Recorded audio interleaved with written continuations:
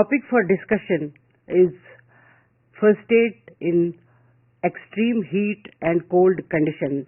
And for discussing this topic, we have our faculty member from School of Health Sciences, Rohini Sharma, who is Assistant Professor in School of Health Sciences, for discussing this topic. I think all of us know that the body is exposed to extreme heat and cold conditions depending upon the various changes and variation in the environment. The environment could be internal environment, the environment could be external environment. And when the body maintains body temperature, when it is normal, and this state is said to be that body is in equilibrium or body is in balance. So the heat regulating center, as we all know, is located in the hypothalamus of the brain, and this heat regulating center balances the body temperature when body temperature is increased, and it also regulates when the external environmental condition, the temperature is decreased. Extreme cold and heat conditions would lead to a very disastrous situation where emergency also can arise, and you as a first aid provider need to take care of the patients at the first sight, and you should be very well versed that what are these conditions and how they are recognized, what are the signs and symptoms, what are the risk factors of these conditions when you come across such victims or such cases, maybe in the roadside, at home, in hospitals, anywhere. Whenever you come across such type of patients, you have to be well aware regarding how to care these type of patients, or we call them as victims. There can be problems of health which may need the urgent medical attention also, or also the first aid. And the main risk factors could be it happens mainly in small children, the newborns, the infants, the old age people, because these people have variety of physical and physiological problems, so they are more prone to get. Not only those, the patients who have had the medications, the alcohol and cardiovascular disease or any health problem, they are more prone to get affected by extreme heat or cold conditions. And when the person is exposed for a longer time to such extreme heat, then the body can respond into that direction, and you have to be prepared. Similarly, if a person is exposed to prolonged period of extreme cold, and then also the problems can happen. The patient may get injured, the patient may have blisters, the patient may have numbness, the patient may have variety of other symptoms when the body is exposed to these type of extreme conditions of cold or heat. What are the main conditions, and how can a person assess these conditions of extreme cold? We may begin with, and a little bit about the extreme heat conditions. The extreme cold condition, it affects our body, and it usually occurs when the body is exposed to very low temperatures. And what is the major complication is that as the body gets affected by the cold conditions, the most dangerous kind of complication may arise, in which the areas of the body may become numb, and over the time they may need to be amputated. Extreme heat conditions, these are the conditions in which there is exposure to extreme heat, and this also causes the body to be affected by the increased temperature, and hence as a result both these conditions are like an emergency for the human body. So as already told by you, ma'am, there are various risk factors. What are these risk factors? As you told, very young people, old people, age-related complications are there. If there is exposure to extreme heat or cold environment, trauma, there may be dehydration, athletes, military personnel may be affected, farmers, construction workers and laborers. Why? Because they are mostly working outside the home, in which there is extreme cold and extreme heat. There may be certain patients which are on drugs and alcohol, since they may have no sensation because they're on alcohol intoxication, or they may be having drug abuse. So because they don't have any sensation whether there is extreme heat or extreme cold, as a result of this they may also have problems. Then certain people who may be mentally impaired, they may not be mentally sound. As a result of this also, they are also unaware whether it is extreme heat and extreme cold, and hence over the time they also may fall a prey for such extreme heat and cold conditions. Now when talking about extreme cold conditions, what usually happens? We all know when we are exposed to extreme cold, we feel shivering. There may be numbness of certain parts of the body, especially the exposed parts of the body. There may be fainted whitish or blue appearance of the exposed parts of the skin, which may over the time become red or black or bluish over the time, which is commonly felt by everybody when they are in extreme cold. They may feel confused over the time, and then over the time in the body there may be weak pulse and slow respiration. When there is extreme heat condition, what happens? At lower heat conditions, the body may have nausea, headache, dizziness, sweating. There may be feeling of uneasiness, fatigue and heating of the skin. But when there is lot of more exposure, or if the exposure lasts longer, the body tries to react. There is fast pulse, fast breathing, hot skin, redness, sweating, fainting, fits and collapse. This is the flow chart which clearly describes what a first aid provider should do. You will see, is the person responding? Yes, if he or she is responding, there is breathing with pulse. You have to check for dots. What is dots will come later on in the specific assessment side, and then identify what kind of heat and cold condition. If there is breathing with pulse, you will place the victim in recovery position, then do all the specific assessment, then identify the problem and then provide first aid. And if there is no breathing and no pulse, you have to start CPR and use automated external defibrillator device which may be available around you. And if the victim is revived and fine, then again you have to provide assessment. And in between this, if the help has arrived, then you have to shift the victim to the hospital or in the ambulance immediately. So I told you what is the specific assessment that you have to take care. You have to check for dots, whether there is any deformity, whether any swelling has occurred, whether there is any tenderness or any other complaints or sign and symptom the victim is having. You have to check for the sign and symptoms of extreme heat and cold conditions, the specific conditions we will discuss. You will discuss and see any kind of specific problems. If the victim is conscious, he or she will tell you, I am having this problem. But if he or she is not conscious, then you have to assess yourself. And then when he or she becomes conscious, you have to ask his or her history. Or if he is not in a mood or not going to tell you, then you have to check with the bystanders or the onlookers who were there at the scene when such a problem or emergency happened. So this is the assessment you have to do of the victim during such emergency. Basically, whenever the specific assessments like dots has to be taken care by the first aid provider. So when he assesses the patient, so far as dots is concerned, to assess any problem, signs, symptoms which we talked, because in case of cold injuries, there can be pain, there can be from redness to blueness to whitish. All these symptoms they have to assess.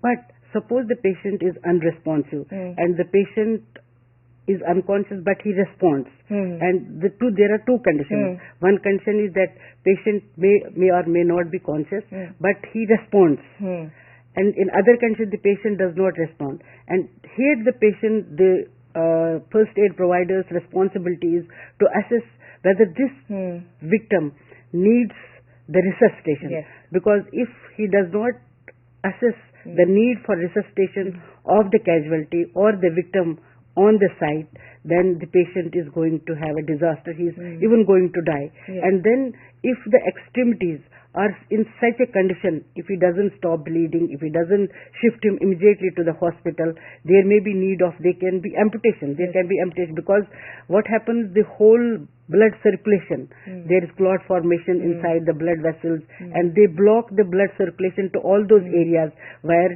the chilblains or where the cold injury or anything or even heat injury has happened. Because the importance is that they must know that the blood circulation to these areas is cut at that point of time, and the resuscitation as well as shifting is very, very important, so that the life can be saved by removing the blockage, so that the oxygen and blood supply can can go to the parts. So they have to be well versed with the basic, at least basic life support of such patients who are not responsive to these things. What are some of the conditions which are extreme cold conditions, where a patient can have complications, he can have cold injury, and how first aid can be provided to such conditions? Thank you. There are 4 important kind of emergencies, especially when it is associated with the cold. The person may have frostbite, which is also associated with chilblains. There may be presence of immersion foot, snow blindness, hypothermia, and low body temperature. So when we will talk about them one by one. We will talk about their causes, their recognition, and first aid, and what are the important do's and don'ts a first aid provider has to see when he is assessing and taking care of these victims. First important condition, that is frostbite. Frostbite is the freezing of the tissues of the body parts like feet, nose, ear, finger and toe, which are exposed. Following the exposure to prolonged and intense cold, there is formation of ice crystals within the blood, which causes the small blood vessels to become blocked, which cuts off the blood supply to the affected part. As you can see in the figure, there is a difference between normal foot tissue and the frostbitten foot tissue. The frostbitten foot tissue has turned bluish in color because of the decrease in blood supply to that area, owing to the formation of ice crystals within the blood because of the extreme cold. In the early stage, the affected area becomes red, and this redness is known as chilblains. Small children very frequently have chilblains in their feet. But if this is not cared on, later on the affected area becomes bluish and blackish in color and may have to be amputated over the time if no care is provided to this victim. So what are the causes, and how will you recognize as a first aid provider that this is the problem? Causes is already told you. The most important cause is the exposure to extreme cold environment, like climbing to very high altitudes. Some go for higher journeys, for some expeditions to higher altitudes. There, such kind of problem is very common. Exposure to ice cold water, snow blizzards, or adventures to cold places with very, very low temperature. Now, how do you recognize it? As already you have seen a figure, you can be able to relate it. The exposed parts at first are cold with a sharp pain. This pain is also known as prickling pain. And then over the time, there is stiffness and itching of the area with the color changes. There may be formation of swelling and blisters also over the area. And then over the time, the victim may feel lot of numbness, and then there is lack of movement of the part. So there are changes in the color, there is numbness, and this is how you will recognize, and the victim will also tell you what he is feeling if he is conscious. And if he is not conscious, then obviously you have to do the assessment by looking at the affected areas. Now, how will you do first aid in the frostbite? You have to first of all reassure the victim. Obviously, if the victim is conscious, you will reassure him. If he is unconscious, you will take care of his relatives if there are any, or his friends if there are any. If there is no one, then you have to start with the first aid of this victim. If the victim is outside and the warm place is very far away, then you first dry the affected area with a dry cloth. You can also see this in the figure. The victim is drying his hands. And then you have to cover the area with dry cloth and find a warm house or a warm environment. You can also see in the figure, the area which has been dried is then covered with a dry cloth. The next step is to go find the area which is warm. So once you arrive at the area, or you are already in the area which is very, very warm, what is the next step? You have to cover the person with the blanket. You have to remove all wet and tight clothing and any kind of constrictive jewelry like wristwatch, rings, bangles from around the affected area. This is because you don't want to further cut off the blood supply from that area, because already the main cause is that the blood supply to that area is getting reduced. So you don't want further to increase that thing, so you will remove all the tight clothing. You will then warm the affected part by covering and bringing it near the body to maintain the warmth. And if the ear or parts of face are affected, you have to apply towels wet in warm water and squeezed to warm up the areas. Now these are certain do's and don'ts. So what is most important do is that if the person is conscious, then only you provide the hot drinks to the victim. Always check the temperature of the water. If it becomes cold, refill with the warm water. Remove wet clothing and replace with dry ones. You will rewarm the area slowly and you will observe it, and you will avoid rubbing the area which is frostbitten. Don't try to separate the fingers if they are stuck. They will over the time, they will themselves be away when the circulation and the rewarming process is done. Don't disturb any blackened area or any other reddened area. If you are not able to help it, you just have to take the victim to the medical facility and do not break the blisters. You don't have to put pressure on the affected areas. Don't have to warm with the dry heat or the direct heat. Don't have to smoke or drink the alcohol. These are the don'ts you will tell the victim.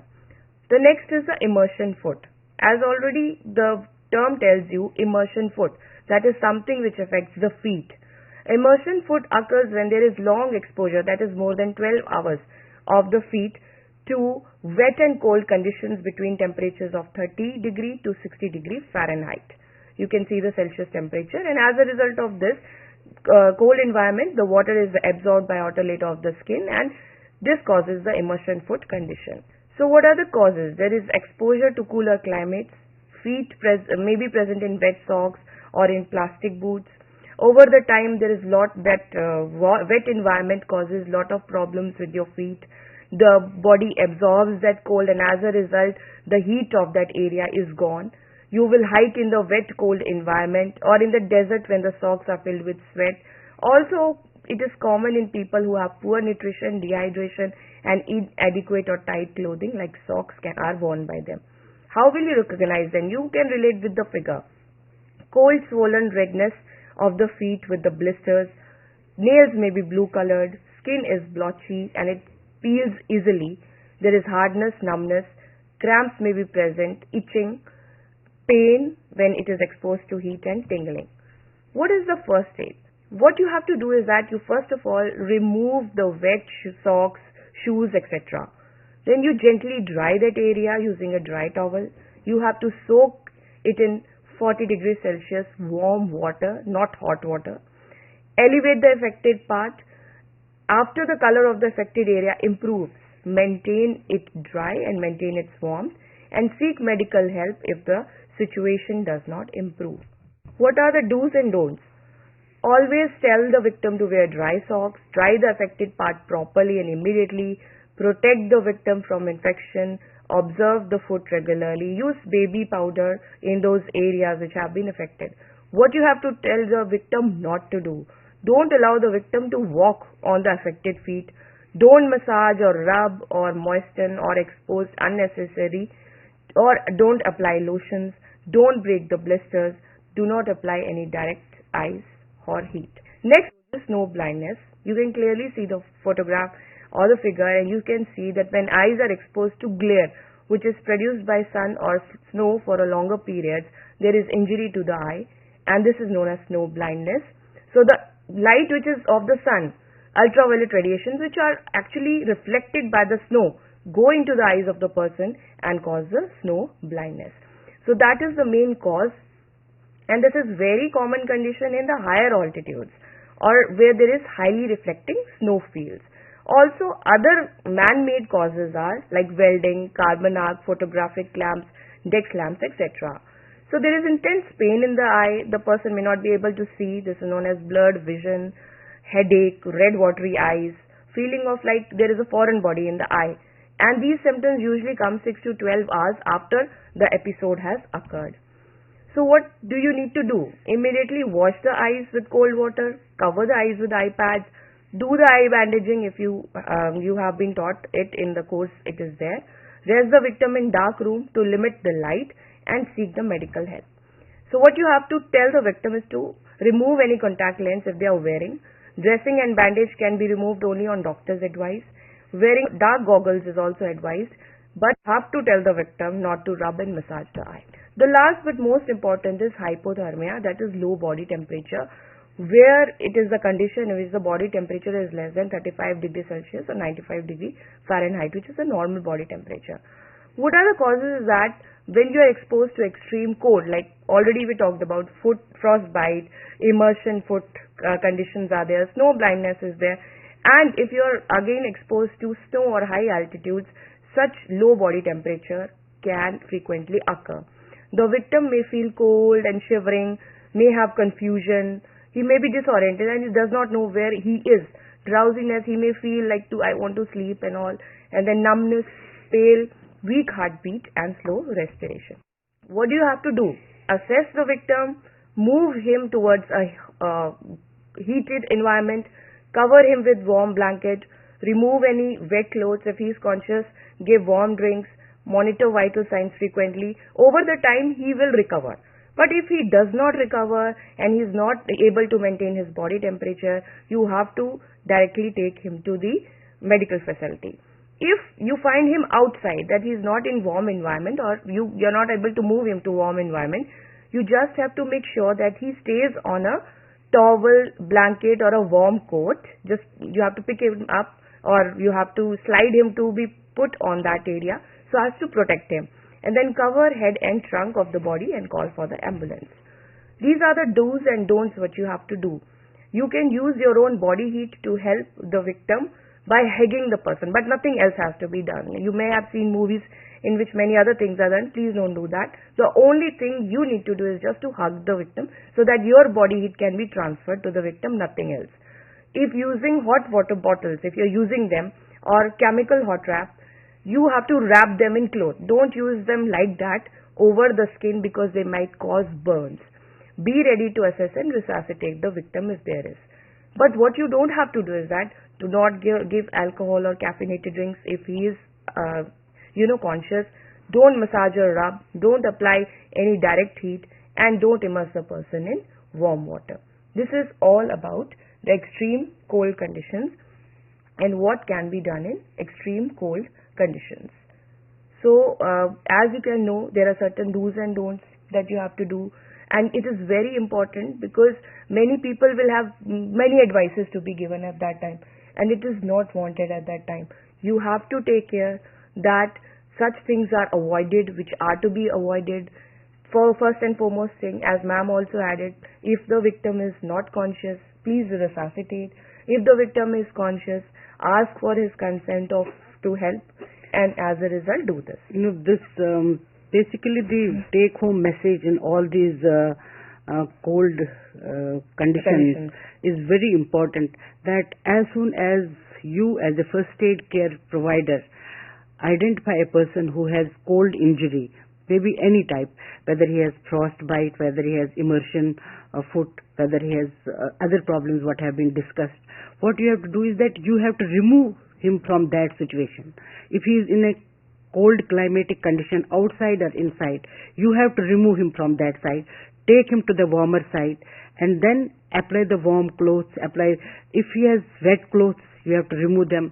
If he has wet socks, you have to remove them, because basically the most important thing is that education is very important, because most of the times we just go without covering our body when there is cold climate. And when that is how you must be knowing that when our military personnel go to the high altitude areas, they are very much covered in order to get saved from all these cold injuries. So similarly, where the areas where there is lot of extreme conditions of cold, like in Kashmir, in Himachal and other hilly areas where always during winters there is snowfall. So you have to educate the community that you don't go without the cover, because you saw in frostbite all the tissues which are surrounding the nose, which are surrounding the toes, which are surrounding the fingertips and ear lobes, they get very red initially and then they become blackened or blue. So that means the blood supply is cut. So the education is very important from your point of view. And not only the education, when you identify the case, it's very important that you respond to the case. You may not give the hot drinks. If the patient is semi-conscious, you will just give some sips of water, cold or hot, in any condition, whatever is there. So you have to be very careful in assessment. I think the discussion was very fruitful for a common man and also the students who are enrolled for this program. it will be of great use to them, that whenever they are going here and there or seeing any such victim, they can provide. The most important is the education, educating them what can happen, but remove them from the circumstances, the condition, the environment. That's more important. If the patient has during the cold conditions, if the patient's clothes are not they are wet, they have to immediately be removed, and if they are dry, then they have to be covered with a blanket. So thank you very much for this nice presentation, and thank you.